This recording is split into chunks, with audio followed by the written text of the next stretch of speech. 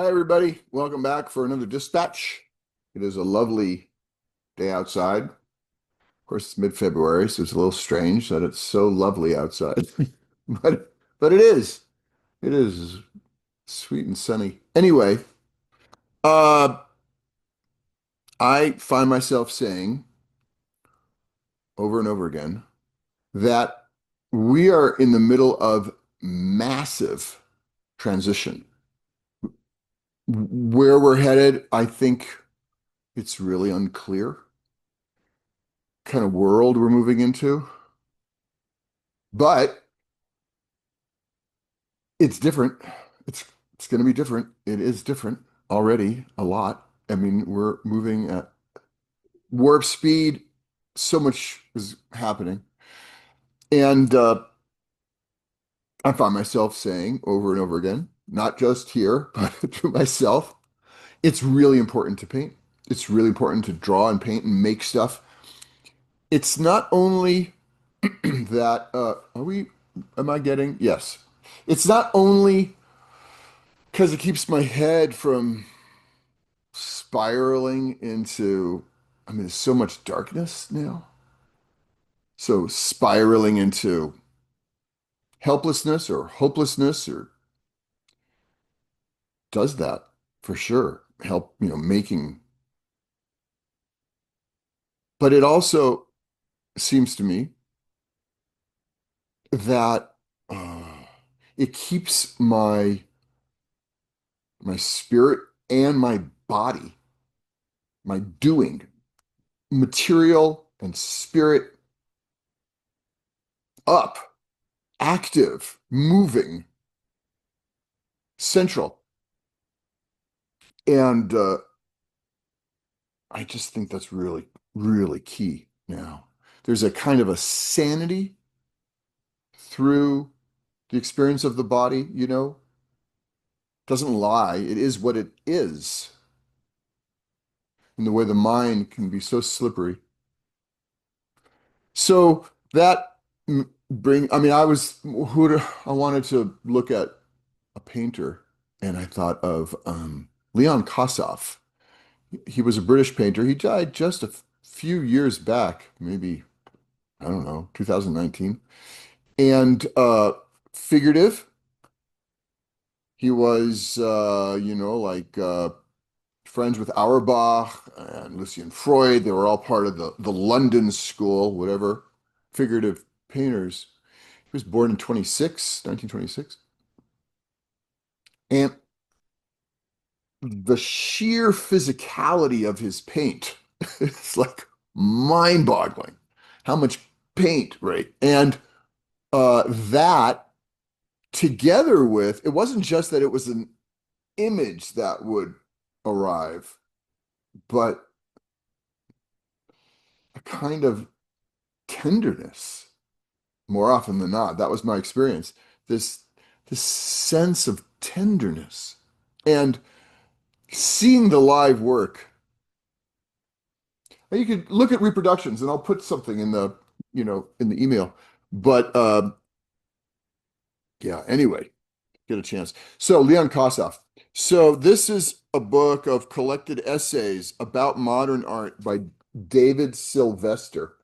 And David Sylvester was a British art critic and worth reading. There's a lot here. I think I brought the de Kooning. There was an essay on de Kooning, I think I shared back a few months ago. I don't know. Anyway, okay, I'll start reading. We're not going to get through the whole thing, but we'll get through part of this and then we'll see. Okay, it is remarkable that any artists at all in our time have succeeded in trapping appearance. This was written in 1995, 30 years ago. Have succeeded in trapping appearance in a way that is convincing and moving and new. Giacometti, who worked indefatigably, as Kossoff does, from the model, was plagued by the feeling that other people's art kept interposing itself between him and the sitter, so that the more he looked, the more did a screen between reality and himself thicken.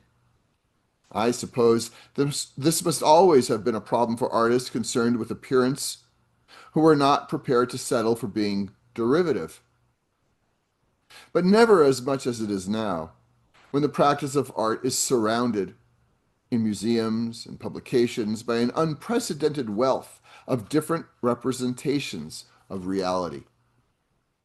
It has become almost impossible to find, quote, a cool place on the pillow, to borrow Stravinsky's phrase. A second major inhibition for the figurative painter has been the overwhelming presence of photography and its appropriation of some of the central purposes of representational art. A third has been the legacy of Cézanne, who within the bounds of this century was taking the exploration of the problem of remaking appearance in paint to a deeper level than anyone had taken it before. The door he opened on to an enticing unknown land is one that many have felt bound to go through, only to find the terrain beyond to be crammed with potholes and bogs. Moreover, if art is to be asked to return us to reality, as Francis Bacon used to put it, there is a wide range of current painting from Bryce Marden to Frank Stella, from Ellsworth Kelly to Jasper Johns, which succeeds in doing that without having to pick up the threads broken by Cubism of the European representational tradition. Right? You want to get to reality, you could go through abstraction and hit something real. You don't have to try to remake figurative painting. At the same time, despite the odds against them, there are artists such as Kossoff who persist in trying, as Bacon and as Giacometti did, to pick those threads up, setting out to realize the immemorial ambition to recreate directly and wholly the sensation of looking at a head or a figure or a tree. Kossoff attempts to recreate his perceptions of reality on a flat surface through the application with conspicuous marks of a substantial material used in abundance and evocative of mud or clay. A splendidly obvious instance of the handling of paint as an unconscious equivalent for infantile play and fantasy. In looking at Kossoff's paintings, we are constantly aware of the presence of that material. And this awareness brings recognition of the fertile contradiction in the work between the unmelting there-ness of the paint's existence and the insubstantiality of what it is made to convey, visual perceptions that go flitting through the mind. The often monochromatic palette can contribute to our sense of the paint's materiality. Undistracted by variety of color, we focus on the movement of the paint as matter, respond to its density, to its pliability, to how it has been manipulated in ways that animate the surface. I am myself especially addicted to those Kossoffs in which the resolved contradiction between image and paint is made especially evident by the inclusion among the marks of long trails of paint that do nothing to form the image but only assert the paint's presence and also that of the picture plane. In short, the physical reality of the painting as a living thing, as against its existence as a medium through which to convey perceptions of reality. And I find that that coexistence of referential and purely gestural paint creates a heady counterpoint. Now, this was certainly my experience looking at the Kossoffs. I saw the Getty in LA. I mean, it was like, whoa, what? But the most wonderful of the resolved contradictions in Kossoff's paintings is that between the sense of heaviness in the paint itself and the sense of light in the image, whether the palette is pale or quite dark. I have spoken of mud and clay. Mud and clay are opaque. Kossoff's paintings are luminous. It is perhaps this act of transformation above all, with its connotation of turning low into high, that makes these paintings compelling and exhilarating. It's not only in creating light obliquely, unexpectedly, that Kossoff can be said to be among Rembrandt's descendants, with a lineage that passes through the young Van Gogh. That heritage is also present in the character of his chosen models and motifs and in his attitude toward them. Quote, making something out of nothing is an aspiration that Kossoff frequently avows. His subjects tend to be everyday, down to earth, homely. First, family and close friends. Then, nudes, female nudes, in some cases paid to pose. He chose no Greek Venus as his model, said a poem written against Rembrandt shortly after his death, but rather a washerwoman or a treader of peat from a barn. Being a satire, the poem translated an inclusive, a representative choice of models into a tendentious choice. Kossoff has a Rembrandt-esque acceptance of the human clay. And it is an acceptance. His nudes often have a superficial resemblance to certain German expressionist nudes, but these are there to play roles which the artist has assigned to them. Kossoff's nudes are not characters. They are beings who are there to be looked at. The paintings are not about the meaning of these women in the artist's mind. They are about the presence of these women in the artist's space. A few more minutes, maybe. Out of the studio, there are places, always in London, where Kossoff was born and has lived most of his life.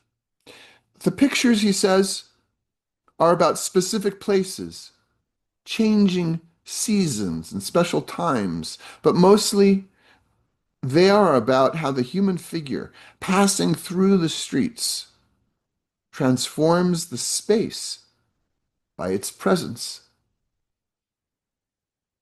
The places are building sites, railway bridges, public swimming baths, a parish church, the forecourts or booking halls of underground stations, railways with the trains running along lines bordered by trees and shrubs and grassed banks.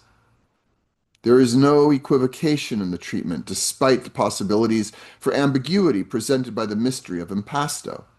The images are literal, very rarely metaphorical. One of the exceptions is Outside Kilburn Underground, Nuclear Spring of 1987, translating a banal local venue into Chernobyl. These then are genre paintings, but with an atmosphere that is not lowly and anecdotal, but grand. The grandeur does not seem to have been imposed upon them by the artist. The artist convinces us that he has merely drawn out a quality that was inherent in the figures or the places.